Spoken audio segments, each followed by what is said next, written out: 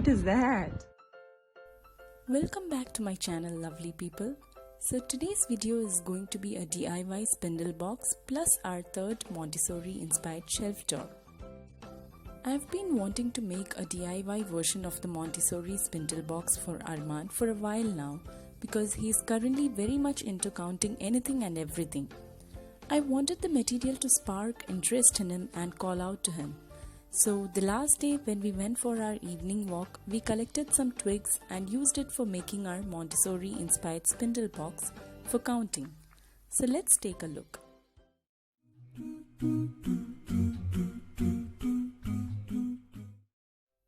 For making this spindle box, you'll need 10 tissue rolls, 45 twigs, a piece of cardboard and some glue. Stick the tissue rolls onto the cardboard. Now mark the numbers 0 to 9 on them. In a Montessori system, the number 0 is introduced with the spindle box. I use just as many twigs as the total of all the numbers marked. The child has to count and put the twigs, which is our substitution for spindles, in each roll.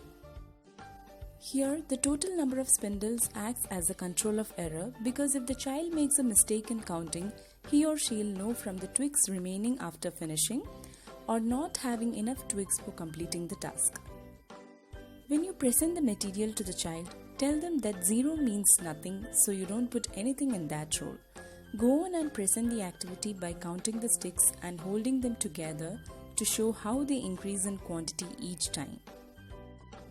I introduced this activity to Arman 2 days back and I didn't have to replace it till today as he has been using it quite often. Now let's move on to our Montessori inspired shelf. I'd like to clarify this again. Our shelf is Montessori inspired and not a real Montessori one. Even though we follow the Montessori philosophy entirely, we don't have all the original Montessori materials at home. So we make our own materials, taking the basic ideas behind the real Montessori materials and implement them at home. It works just as well. I'm somebody who believes you don't need the real materials in a home environment to implement the Montessori method. That being said, let's look at what Montessori inspired materials we have in the shelf as of now. In the literacy cubby, we have a sorting activity to identify the ending sound of a word. So I have 2 baskets here and materials that end with the sounds n and that I collected from around the house. Arman will sort them into these baskets depending on their ending sound. This is preparing them for splitting the sounds in a word while writing. We were practicing splitting the beginning sounds before this and I have a video with many interesting activities for the same. Please check out the link in the description box if you are interested. In the numeracy section, we have our spindle box which you have already seen. Moving on to the practical life section, we have a DIY buttoning frame. This is just an old shirt of mine that I've tied around a cardboard piece. Typically, the Montessori buttoning frames have bigger buttons that children can easily hold with their hands. I couldn't find one of that size, so I used this one and he seems not to have much trouble working with it as the buttons are quite easy to slide through the holes. In the knowledge and understanding of the world section, I've got some domestic and wild animals mixed up in this basket here. This is a sorting activity. I had already introduced all these animals to him earlier and we had talked about each one in detail. So I thought of trying this with him. He loves his animals.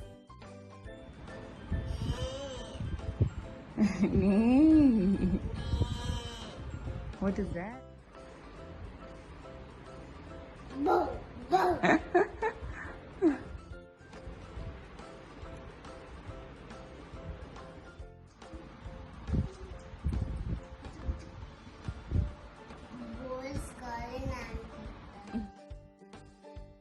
The next is our logic, hand-eye coordination and memory section. Here we have a small piece of cardboard on which I have punched holes and a lace tied in the form of shoelace. So his task is to remove the lace by pulling it through each hole. This is such a great activity for concentration and hand-eye coordination building.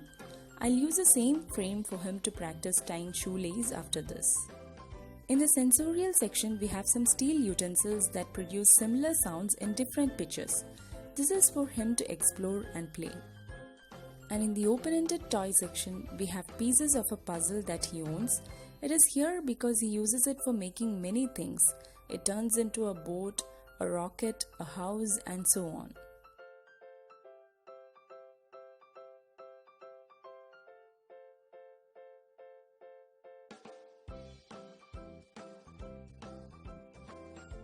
And the last cubby has, of course, our vehicles. So that was it.